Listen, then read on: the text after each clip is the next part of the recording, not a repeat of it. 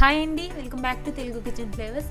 ఈరోజు వీడియోలో చాలామందికి ఎవర్ టైం ఫేవరెట్ అయిన బిర్యానీ రెసిపీని మంచి రెస్టారెంట్ స్టైల్ టేస్ట్లో ఇంట్లోనే చాలా ఈజీగా ప్రిపేర్ చేసుకోవడం ఈ వీడియోలో చూసేయండి. అందులోనూ హైదరాబాద్ బిర్యానీ అంటే ఎంతమందికి ఇష్టం ఉండదు చెప్పండి. సో ఆ బిర్యానీని ఇంట్లోనే చాలా తేలిగ్గా మనం ప్రిపేర్ చేసుకోవచ్చు. నేను ఈ బిర్యానీ కోసం 1 కిలో రైస్కి 1 కిలో వరకు చికెన్ తీసుకుంటున్నాను. మనం తీసుకున్న చికెన్ని కొంచెం పెద్ద సైజు ముక్కల్లా కుట్టించి బాగా క్లీన్ చేసి ఒక మిక్సింగ్ బౌల్లోకి తీసుకోవాలి. దీనిలోకి 1/2 టీ స్పూన్ పసుపు, 1 టీ స్పూన్ ఉప్పు, 1 టీ స్పూన్ నార్మల్ కారం, అలాగే 1 టీ స్పూన్ కాశ్మీరీ చిల్లీ కారం కూడా తీసుకోవాలి. కాశ్మీరీ చిల్లీ పౌడర్ అనేది యూజ్ చేయడం వలన బిర్యానీకి మంచి కలర్ వస్తుంది. ఇలా వేసిన ఉప్పు, కారం, పసుపుని ముక్కలకి పట్టించి బాగా మద్దన చేయాలి. ఇలా చేయడం వలన మనం తినేటప్పుడు ముక్క అనేది చప్పగా లేకుండా మంచి టేస్టీగా ఉంటుంది. ఇప్పుడు దీనిలోకి 1/2 టీ స్పూన్ జీలకర్ర పొడి, 1 టీ స్పూన్ ధనియాల పొడి, 1 teaspoon homemade garam masala పొడిని కూడా వేసుకోవాలి. ఇప్పుడు దీనిలోకి సన్నగా తరిగిపెట్టిన పుదీనా, అలాగే సన్నగా తరిగిన కొత్తిమీర, 1 కప్పు పెరుగును కూడా తీసుకోవాలి. వెయిట్ పరంగా పెరుగు ఒక 300 గ్రాముల వరకు ఉంటుంది.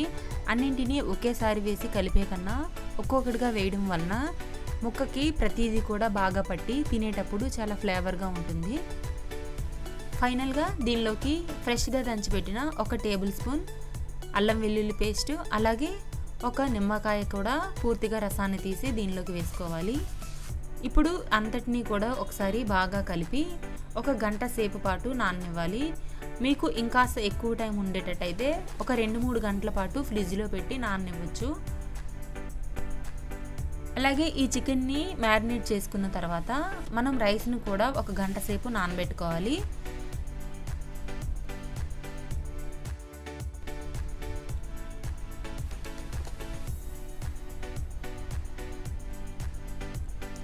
ఇప్పుడు స్టవ్ ఆన్ చేసి మనం ఏ గిన్నెలో అయితే బిర్యానీ చేయాలనుకుంటున్నామో ఆ గిన్నెని స్టవ్ మీద పెట్టి దీనిలోకి 5-6 టేబుల్ స్పూన్ల ఆయిల్ వేసి వేడి చేసుకోవాలి.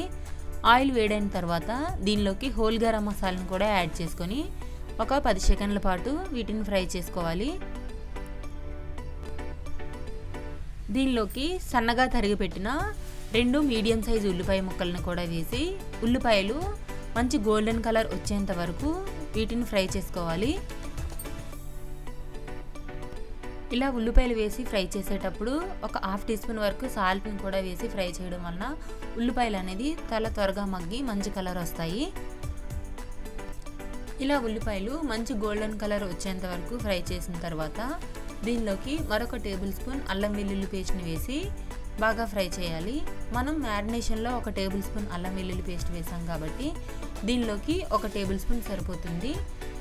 దీనిలోకి మనం ముందుగా మ్యారినేట్ చేసి నానబెట్టిన చికెన్ని కూడా వేసి అంతా ఒకసారి కలిపిన తర్వాత మన టేస్ట్కి తగ్గట్టు సాల్ట్ని అలాగే కారాన్ని అడ్జస్ట్ చేసుకోవచ్చు.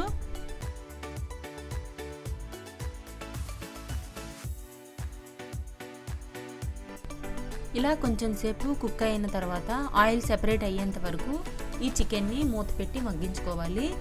మరొక వైపు రైస్ ఉడికించుకోవడానికి వీలుగా ఉండే ఒక గిన్నెలోకి 3/4 భాగం వరకు వాటర్ నింపుకొని దీనిలోకి 1/2 టీ స్పూన్ గరం మసాలా పొడి, అలాగే రుచికి సరిపడా సాల్ట్ని కూడా యాడ్ చేసుకోవాలి. ఈ వాటర్ అనేది సముద్రం నీళ్ళు ఎంత ఉప్పుగా ఉంటాయో అంత ఉప్పు అనేటట్టు చూసుకోవాలి. అలా ఉంటేనే మనం రైస్ వేసిన తర్వాత రైస్కి కరెక్ట్గా సరిపోతుంది. దీనిలోకి 1 టీ స్పూన్ ఆయిల్, అలాగే సన్నగా తరిగిన కొత్తిమీర, పుదీనా కూడా 1 టీ స్పూన్ చొప్పున వేసుకోవాలి. ఇలా అన్నీ వేసి మూత పెట్టి వాటర్ని రోలింగ్ బాయిలింగ్ వచ్చేంత వరకు మరిగించుకోవాలి. ఈ నీళ్ళు అనేవి బాగా మరిగిన తర్వాత మనం ముందుగా గంట సేపు నానబెట్టిన బియ్యాన్ని కూడా నీళ్ళన్నీ వంపేసి ఈ మరుగుతున్న నీటిలోకి కొద్ది కొద్దిగా వేసుకుంటూ రైస్ అనేది ఒక 60% వరకు ఉడికించుకోవాలి.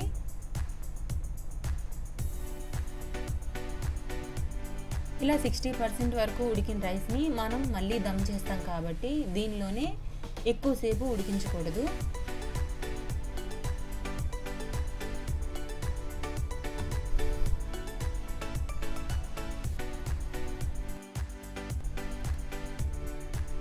ఇలా ఉడికించుకున్న రైస్ని నీళ్ళన్నీ వంపేసి ఒక స్ట్రెయినర్లోకి తీసుకొని మనం ముందుగా కుక్ చేసి పెట్టిన చికెన్లోకి యాడ్ చేసుకోవాలి. ఈ రైస్ వేసుకునేటప్పుడే దీనిలోకి ఒక 3-4 పచ్చిమిర్చిని కూడా చీలికల్లా చేసుకొని వేసుకున్న తర్వాత ఈ రైస్ అంతటిని లేయర్స్గా యాడ్ చేసుకోవాలి.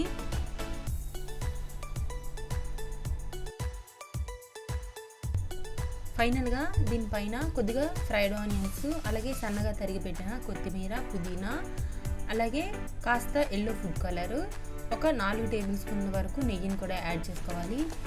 ఇలా అన్నింటినీ వేసుకున్న తర్వాత ఎక్కడ స్టీమ్ అనేది బయటకు పోకుండా దీనికి మూత పెట్టుకొని మంటని లో టు మీడియం ఫ్లేమ్లో అడ్జస్ట్ చేసుకొని మనం ఏదైనా చపాతీ కాల్చే పెనాన్ని స్టవ్ మీద ఉంచి దానిపైన ఈ బిర్యానీ గిన్నెని పెట్టి ఒక 20 నిమిషాల పాటు కుక్ చేసుకోవాలి. అలా 20 నిమిషాల పాటు కుక్ అయిన తర్వాత అరగంట పాటు మూత తీయకుండా బిర్యానీని అలానే వదిలేయాలి.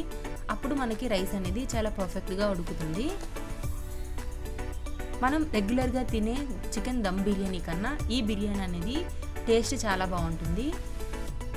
మీరు కూడా తప్పకుండా మీ ఇంట్లో ట్రై చేసి ఎలా వచ్చిందో కమెంట్స్లో చెప్పండి.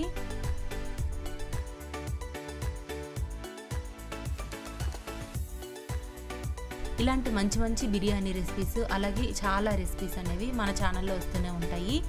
ఈ వీడియో కనుక మీకు నచ్చినట్లయితే లైక్ చేయండి, మీ ఫ్రెండ్స్ అండ్ ఫ్యామిలీ మెంబర్స్కి షేర్ చేయండి, సబ్స్క్రైబ్ చేసి పక్కనే ఉన్న బెల్ ఐకాన్ని క్లిక్ చేయడం మర్చిపోవద్దు. మరొక మంచి వీడియోతో మళ్ళీ కలుద్దాం. అంతవరకు థ్యాంక్స్ ఫర్ వాచింగ్. బాయ్.